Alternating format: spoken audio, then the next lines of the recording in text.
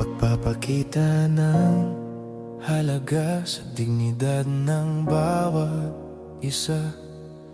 Kakilala o estranghero, may karapatan irespeto. Bata man o matanda, anumang kasarian sa lipunan, lahat karapat dapat tayo respetuhin bilang tao. Anak ka man ng hari, dukha man o may kaya, walang iniluwal ng ina, lumabas may saplot na. Pulubi man o milyonaryo, isang uri lang tayo bilang tao. Pagbibigay galang sa kapwa, pantay natin tinatrato. Tratuhin natin ang iba ng kabaitan at pag-uunawa.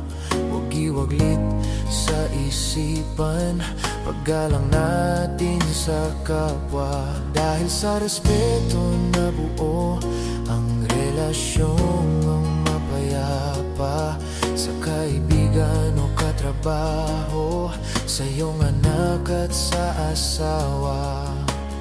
Anak ka man ng hari, dukha man o may kaya, walang iniluwal ng ina, lumabas may saplot na. Pulubi man o milyonaryo, isang uri lang tayo bilang tao.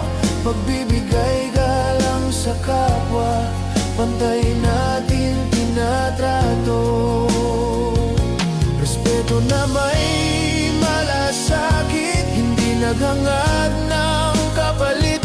Huwag tayo pakakasiguro, baka bukas ako nasa katayuan mo.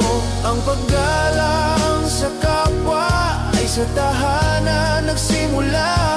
Kung ano kinalakihan ng bata, dala saan man siya mapunta. Ang respeto hindi hinihingi, ito'y kusang bigay ng may puso. Ang taong lumaki na wala nito, pabigat sa loob ng ibang tao. Anak ka man ng hari, dukha man o may kaya, walang iniluwal ng ina, lumabas may saplot na. Pulubi man o milyonaryo, isang uri lang tayo bilang tao. Pagbibigay galang sa kapwa, pantay natin tinatrato. Pulubi man o milyonaryo, isang uri lang tayo bilang tao.